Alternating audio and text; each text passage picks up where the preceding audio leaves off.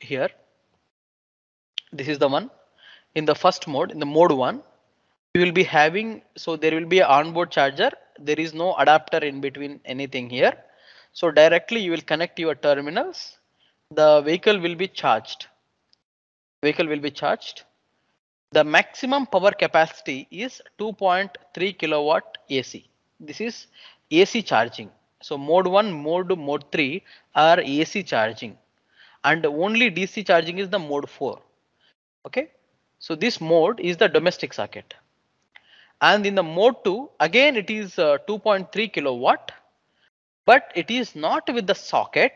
It is with the adapter that will come, and this adapter will directly connect it to the socket.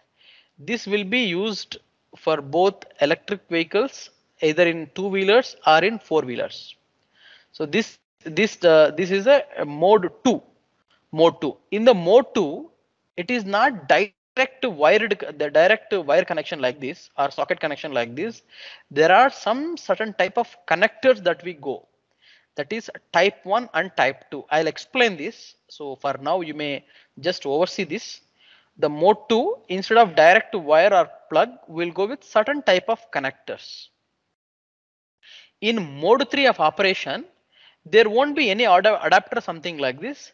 There is a wall mounted or a fixed panel type of chargers where you can see a wire only. So there will be two connectors. One connector is this side, one connector is this side, and one connector is plug in here, one connector is plug in here. That's it. So the mode 3 operation from 3.7 kilowatt to 22 kilowatt AC. So these are all AC charging stations, and these AC charging stations are considered to be the slow charging stations. So slow in the sense like slow charging stations comparatively to the DC. And the DC charging station is having, that is called mode 4, that is from 22 kilowatt to 350 kilowatt DC, and the AC power is 50 kilowatt AC power. Now you can observe here the symbol is represented two lines only DC, and the connection from this wall or panel mounted is directly coming only one cable, and again it is fixing at the back side of the vehicle. But for Mahindra e-Verito, it is reverse. Slow charging is there at the back side, fast charging are there at the front side. For in general, as per IEC, what they have shown is the fast charging should be at the back side, slow charging should be at the front side. And in order to charge all these things, you may see the important thing is the connector here. The connector here. This is the most important and crucial thing that is applied in mode 2, mode 3 and mode 4 chargings. Now we will just go step by step into the connector. So now while discussing the connector, we'll just see what are the different key parts of an AC charger, how does this AC charging is working, and what are the type of connectors that is used in the AC charger, and how the AC charging power can be calculated, because these are the most fundamental questions that we are going to see now. Now AC charger. So in the mode 1, mode 2 charger, this is how the in the mode 1 charger, as I told, there will be like normal 16 ampere socket kind of thing will be there, directly you can plug in. In the mode 2 charger, there will be a connector, something like this. So first of all, let us see how this charging phenomenon is happening, and then I'll tell you about the connectors.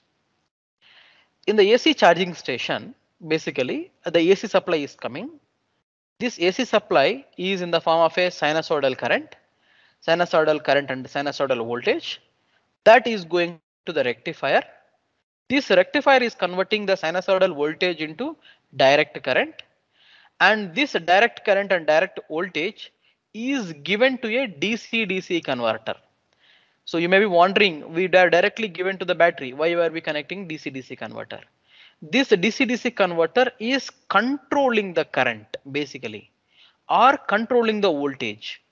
This DC-DC converter plays a very important role in controlling the current or voltage, and from this you will get a variable DC voltage, and from here, depending upon what type of mode of operation you require, Whether you require constant current mode or constant voltage mode, the battery will be given.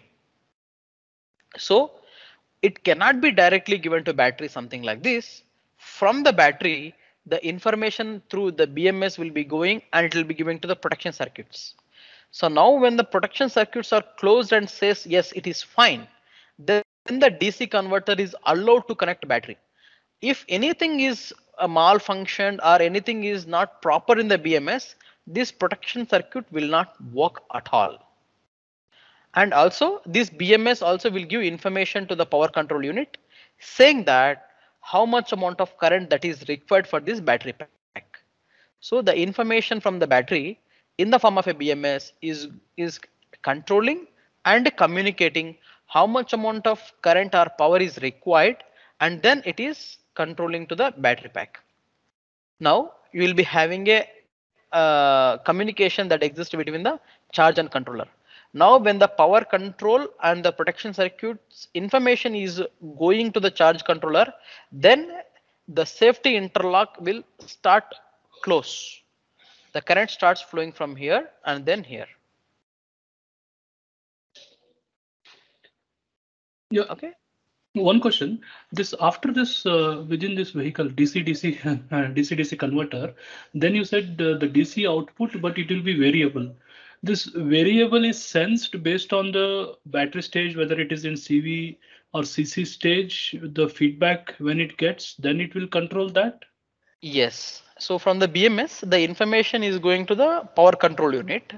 Uh-huh. This BMS will tell that I need say 10 ampere at a voltage of 60 volts. So this will obey by the DC-DC converter. Okay, and then it will be give output accordingly. Then it will give output. So then if the protection is fine, this will be connected to the battery directly. And what is this in the communication between vehicle and the charging station? Sorry, I missed that. Yeah. So now here, what is actually happening? The information from the BMS has come and it has checked the protection is fine. Now it will tell to the main charge controller saying that we have checked the protection circuit and power requirement. Then you can go for the safety interlocks. So what is this safety interlock is? And if you see like here, if you observe, this is a charging gun. This charging gun has some certain kind of a lock, because whenever you are trying to charge a vehicle and if the vehicle is suddenly moving, so the charger will also go along with the vehicle. Okay, so that's the reason why it will check first of all that this gun, whenever it is keeping into this socket of the vehicle, this gun will lock and it will say that okay, everything is fine, and at that time the vehicle also should be in off condition, it will not be in moving condition. Whenever the vehicle is in moving condition also, this lock will not happen. Okay. That is the safety interlock that will happen here. This is safety interlock. Then Yeah. your AC supply is intact, then the power will start flowing through the battery. Yeah. And I hope with the safety interlocks, even if I want to start the e-motor, it won't start, right? It won't. Even if you plug in and if you try to accelerate, whatever you do, once this safety interlock is intact, no function of the vehicle will come into place. So vehicle will be idle as long as the vehicle is in charging condition. And all the even also the auxiliary loads in the vehicle, they will also be off. Auxiliary loads are connected via our small auxiliary battery. Say for example, our lighting systems, sensor mechanisms, all are connected from 12 volts, so they can be on. And even our air conditioning units also can be on, except the power that is going to the motor inverter will be cut off. Okay. Yeah. Thank you. Yeah. So now here the important thing is the safety interlock and the connection type. So that is the connection one here. There are different kinds of AC chargers that are there. One is type 1, type 2 and type 3. And Tesla has its own, I mean, it has its own proprietary connector. So type 1 connector is looking something like this, and the above one you are able to see that is the interlock actually here. So here there is a below, here there is a side interlocks will be there. So here in the type 1 they are using in US or Japan, and in type 2 Europe it is used by Meckens and Tesla, and in type 3 this is a AV plug alliance is there, and in type this Tesla is using its own proprietary, and similar kind of type 2 it is called GBT card used in China. China is using altogether a different card, but similar to this type 2. Even in the Mahindra e-Verito also we are still using GBT connector only. Now we'll see one by one. Type 1, how the type 1 is looking, type 2, type 3 and Teslas are how it is looking. You can just check carefully here. So this is the type 1 connector. It is also called as a SAE J11772 connector. And these connectors are defined by again this code IEC 62196-3.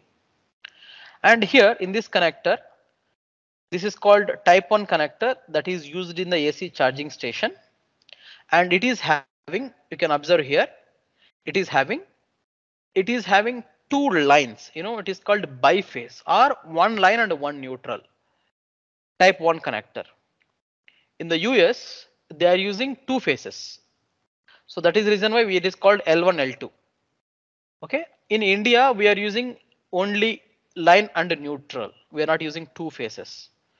Okay. So when we are using single phase, that is what we are calling as a single phase AC system, and it is having two pins.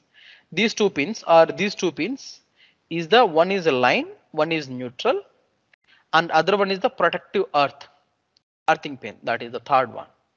So there is a difference between the neutral and the earthing pin. Now there are two more wires that is there on the side. The one is for control. One wire is called the control pilot. One is called the proximity pilot. So what actually the main role of this control and the proximity pilots are? The control pilot will check how much amount of current that is required via the communication, and this proximity pilot will check whether the vehicle, all other safety interlocks are intact or not. If the information to this proximity pilot is not there, the charging will not happen. Or if the information to the control pilot is not there, the charging will not happen.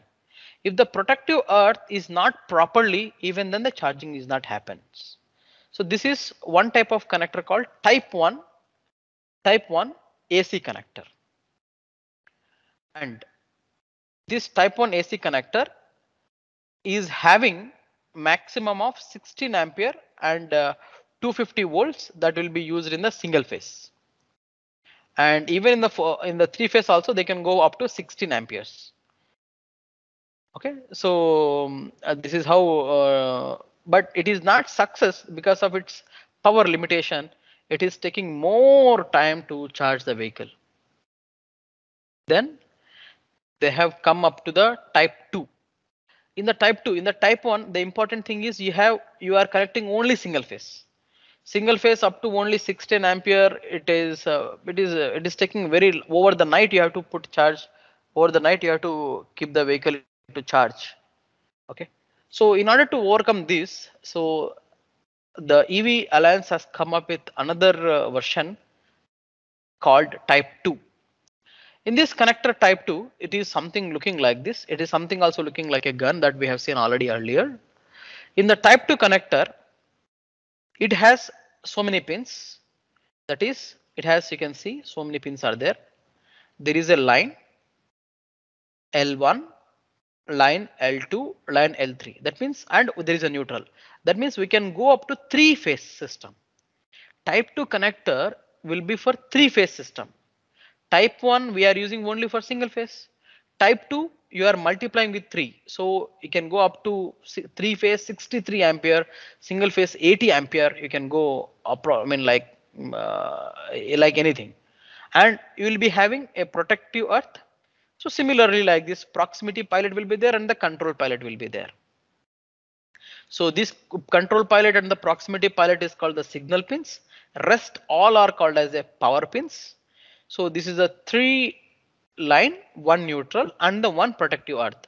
So here if the information is coming to proximity pilot is incorrect, it will not charge. If the information to the control pilot is also coming not correct, it will also not charge. If the neutral is not connect, it will also not charge. And if it is a protective earth is not connected, it will also not charge. But even it can charge if any two lines are not there. Like, it is not mandatory that you should operate always with the three phases. Even if you connect with a single phase also, it will work. So this type of connector is called the type 2 connector. So this can be used for both the four-wheelers as well as two-wheelers. So for the two-wheelers, the rated current must not exceed 32 ampere when you are going for 250 volt AC, and for 32 amperes for 480 volt AC in the three-phase systems. Now the mode 3 charger.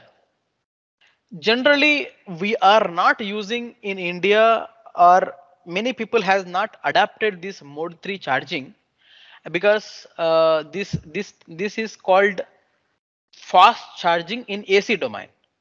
Why this was not adapted much in India or something is because the size of the equipment is really high and the weight of the equipment is really bulky when you are going with the mode 3. Reason being, as I told you here, if you observe carefully,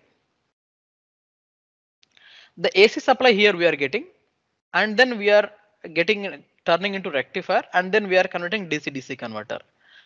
So here this DC-DC converter is an isolated DC-DC converter. There is an isolation that is there in the form of a transformer. So isolated DC-DC converter is there here, due to which there is always the isolation exists from the AC supply to the battery. Now you may think, what will happen if the isolation is not there?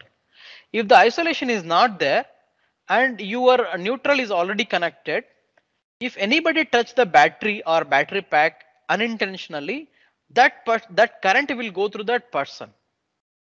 If isolation is there, this grounding and this grounding is different, and hence even if that person touches the battery, the current may not go to earth. Instead, the current will flow in this direction only. So that means the isolation is a must and foremost important aspect for us. So whenever we are trying to do this isolation in this DC-DC converter, the size of the equipment will be reduced because the DC-DC converter is operating at very high frequencies.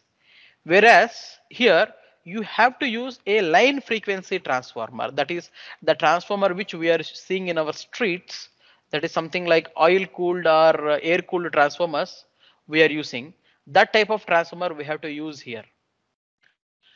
And whenever you starting use that kind of transformers, there are two things that will take place. One is a very high amount of losses, and it is weighty. It's has a lot of weight as well as bulky, and so many other external parameters will be influenced here. So that is reason why the type 3 charging is generally is not that much famous. And now let's see about Tesla mode. And this Tesla has a very peculiar kind of charging connectors. This charging connector, they can be used for both. In type 1 and type 2, we have seen those are specifically only for AC charging infrastructure. Whereas this Tesla connector is used for both AC and DC. This is a proprietary connector for the Tesla, and the same connector they are using for AC charging as well as DC charging. And the maximum power of AC that can go up to is 72.2 kilowatts. And the pins that they have is, this is the power pins, these two are the power pins, and this is a protective earth. These two are the control pins. These control pins itself, they will check for the proximity, connections, safety interlock, safety checks, everything they will check with this control pins itself. This is how the Tesla's these things is happening. Now, a little in depth into this control pins, if you observe here. So in the type 1 and type 2, as I told already, in the type 1 and type 2, there are two signals that is most important. One is control pilot and the proximity pilot. So this proximity pilot, as I informed, it will monitor the connection between the EV and the charger.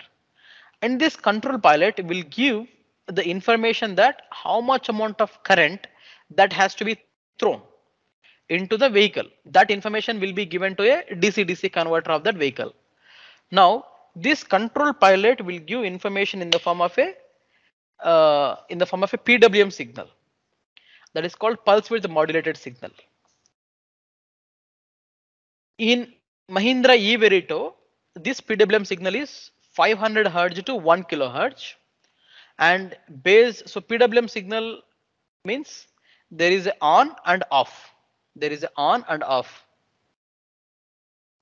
So there is on and off. So that is, if you are turning on and off a signal for 500 times, how much amount of time you are turning on? Frequency you are taking 500 Hz, and how much percentage of time you are on to the total time is called the duty, T on by T. So depending upon the duty, the current will be set to the vehicle. So this current will be set, obviously depends upon the maximum current that can take. So whatever the current that you are setting in the PWM signal, it should be always less than the actual current that is there. It is always less than the maximum current that is there in the electric vehicle. So if the maximum current is 50 ampere, your PWM should set the current less than 50 ampere always. Sir, one question. So when they're doing this induction charging, like let us say from the road, so they're charging the vehicles. So how do they control or use the proximity pilot during that time?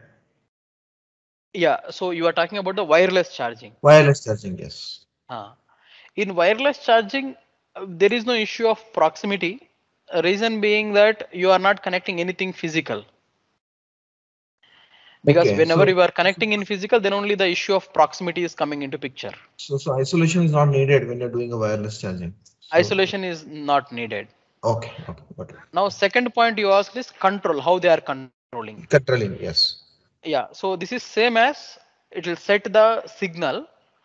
What is the maximum current required by the EV and how much it can take from that from this induction.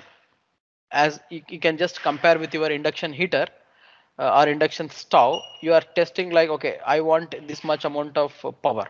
Similarly, instead of the inductions, the wireless terminal, they'll give maximum amount of power, but it is up to the EV how much amount of power that is thrown to the battery.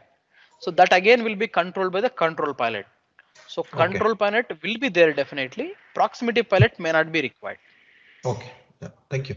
Yeah. So now let us calculate how much amount of charge that is there. So as you already know, just as a recap, I'm telling the power in the DC circuit is P is equal to V into I. So that you can mention as I square R or V square by R. So when the current is constant, then you will use this formula I square into R. Or when the voltage is constant, then you will use this formula V square by R. In the single phase circuits, the power is equal to V into I into cos phi. This is again the most important parameter that is deciding how much amount of power that you are throwing into the vehicle. So we are always tries to charge a vehicle with unity power factor. So whenever we are trying to charge a vehicle, the charger should make sure that you are taking at unity power factor. Even this is more realistic and implementable for each and every buildings also. Even when they are taking the energy into the building also, they are using some sort of a power factor correction devices in the building. Similarly, for each and every EV, that is something like a very big building. EV itself in a normal middle class home, the maximum amount of power that they consume is 5 kilowatt. But the EV, when you start, one EV can consume a power of 20 kilowatt. So that means when you are taking 20 kilowatt amount of power, you should not give any back to the grid. You should consume all the power. That means you should maintain that phase angle between voltage and current to be unity. So that is what the whenever you are choosing the charger, we have to be very specific about what is the input power factor of the charger. because anyway at the DC there is no power factor. At the AC, what is the voltage waveform and current waveform looking like? So if the voltage waveform and current waveform are getting distorted and there is a phase displacement, there is a power factor and you cannot charge with high speed, and there will be a penalty from the distribution side also. So whenever we are deploying any kind of charger, the first and foremost important parameter that we have to see is whether it is operating at unity power factor or not. Now in the similar way, in the three phase also we have to be similarly considered that the amount of power can be calculated as, it is not actually 3, so it is 3, it is V into I into cos phi. So the power is also 3 into V phase into I phase into cos phi. So phase means phase, V phase and I phase into cos phi. So when you are measuring from one phase to one neutral, this is the voltage, one phase to one neutral, this is the current. So P is equal to V into I into cos phi.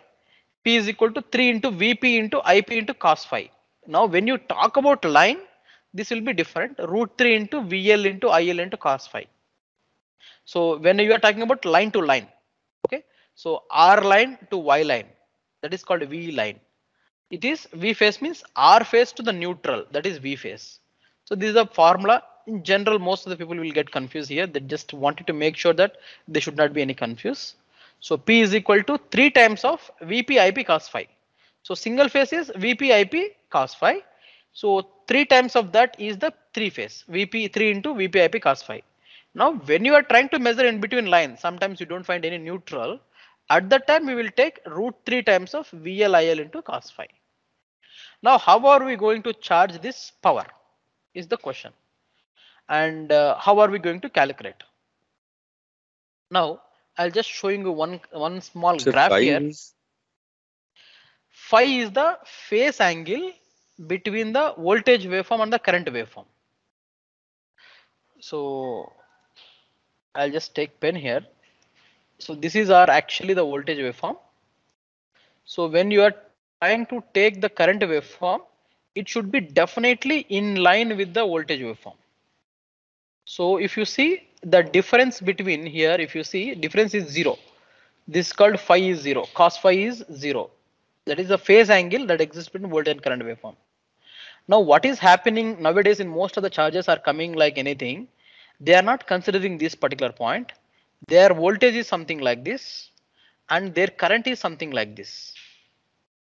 So now when I multiply the product of voltage and current, what I will get is positive is completely positive and negative is also positive. So now I'll see, though my cycle is up and down, the power is directly going to my battery or directly going to load. But whereas in this condition, if you observe, so I mean from here I'll take, so till this point it is positive, and again till from here to here it is negative, and again it is positive, again it is negative. That means what is happening here, though they are giving power, you are not completely utilizing the power, you are sending the power reverse, some current reverse to the utility itself. So this angle that exists between them is called phi, that is the phase angle. So that is what, if the phase angle is more, this negative power will be more, and that negative power is called the reactive power. That anyway the distribution sources, they don't want the reactive power. So that is the reason why they'll make us force to go with the unity power factor based equipments. So I hope this is clear, right? when the power is the reactive power, it goes back to the source. I mean, then I'm wondering if we should have some, like, for example, let's say if you're having a EV that you're charging from your home, yeah, and if there is a change in the angle, then there's definitely something which is coming back, and there you Yes. should have some protective circuit. Otherwise, with the normal thing, I don't know. I mean, if there's some kind of a issue or Yeah, I got your point. So basically what is happening here, back in the sense, in our homes, you will be having a phase and neutral. Anyway, the current will go from the phase to neutral. Obviously, it will travel from here, it will go back here. The current is obviously going back. But the thing is, when this phase and neutral is a source, we wanted to take and we wanted to energize our battery. We wanted to take and we wanted to energize our battery. So they have given, say for example, they are giving 1 kilowatt amount of power.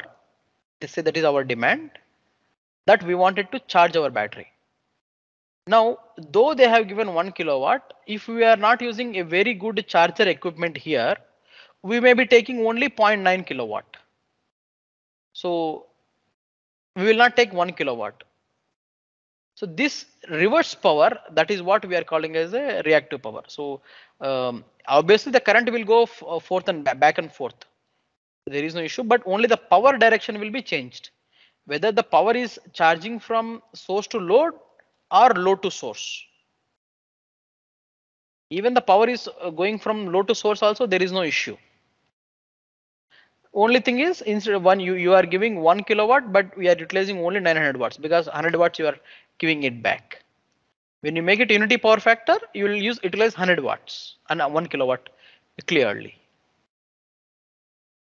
Okay, sir.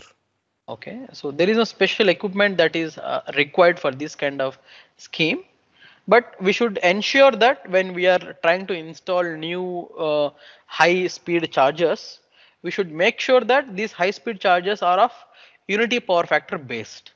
That means the phase angle should be 0 between the voltage and current. Now we will calculate the charging time and the charging power.